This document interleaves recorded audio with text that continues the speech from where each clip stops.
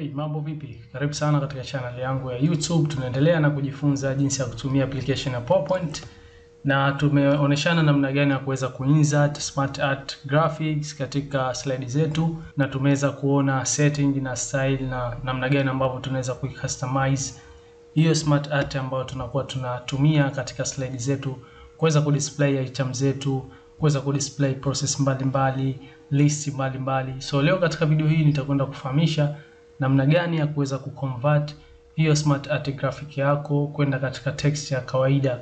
Sometime inatokea huhitaji kuweza kutumia hizi SmartArt graphics, kwa hiyo unahitaji kuiconvert kwenda katika text za kawaida, na pengine ni listi, kwa hiyo unahitaji utumie tu bullet point za kawaida. Kuweza kufanya hivyo, select hiyo SmartArt graphic yako, select huku nje kama hivi ambavyo unaona. Hizi ndio text zetu ambazo tupo nazo kama unavyoona huko pembeni katika type your text here, lakini hii ndio SmartArt graphic yetu the way ambavyo inaonekana, layout ambayo tumeichagua. So utakapo click na kuweza kuselect hiyo SmartArt graphic yako, njoo katika design kama kawaida. Katika tab ya design huku pembeni upande wa kulia mwisho kabisa kuna vitu viwili, kuna reset graphic, kuna convert.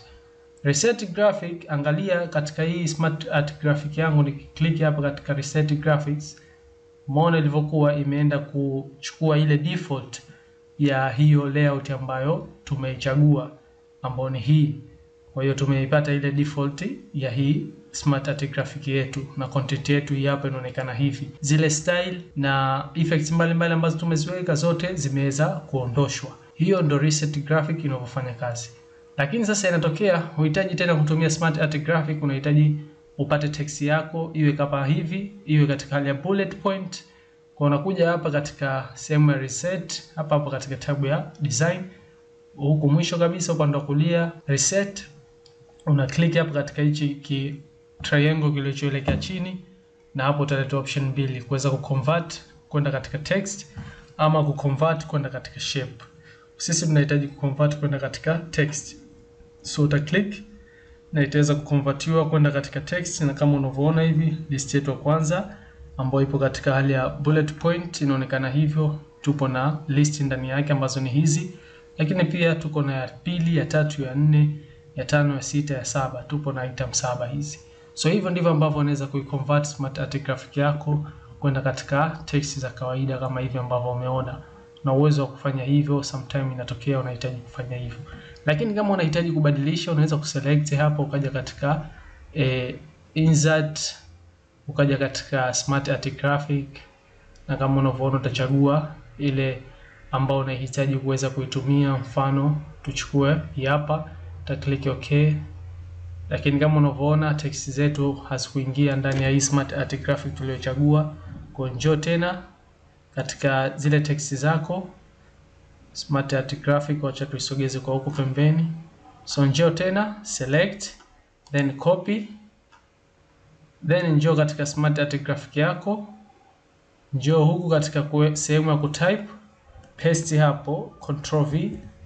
Kwa nimepaste hapa, hii nitaifuta, na tayari SmartArt graphic yangu inaonekana hivi ikiwa na zile content zangu hizi hapa ambazo niliziconvert mwanzoni kwenda katika hali ya text na kuondoa ile SmartArt graphic.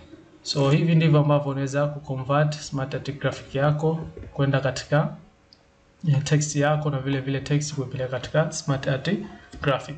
Kuna vitu vingi ambavyo hatujavigusia, lakini kwa basic basi hivi ambavyo tumevigusia unaweza kuanza navyo, na kila utakapokuwa unatumia application hii ya PowerPoint kuna vitu wewe mwenyewe utakuwa ukijifunza, kwa vile ushapata mwanga, ushaanza kufahamu kitu hichi kinakuwa hivi, basi moja kwa moja vingine wewe mwenyewe automatic inakuwa unaweza kuvitumia baadaye na kuona effect zake mbalimbali na kuona wapi pale ambapo patahitajika kuweza kutumika hicho kitu. So endelea kufuatilia YouTube channel yangu. Kuna mengi ambayo hatujajifunza bado, masuala ya transition, kuna vitu vingi, kuna kama unavyoona hizi tab ziko nyingi tu ambazo hatujazigusia zote. Hatujaangalia vipengele, baadhi ya vipengele katika application hii ya PowerPoint.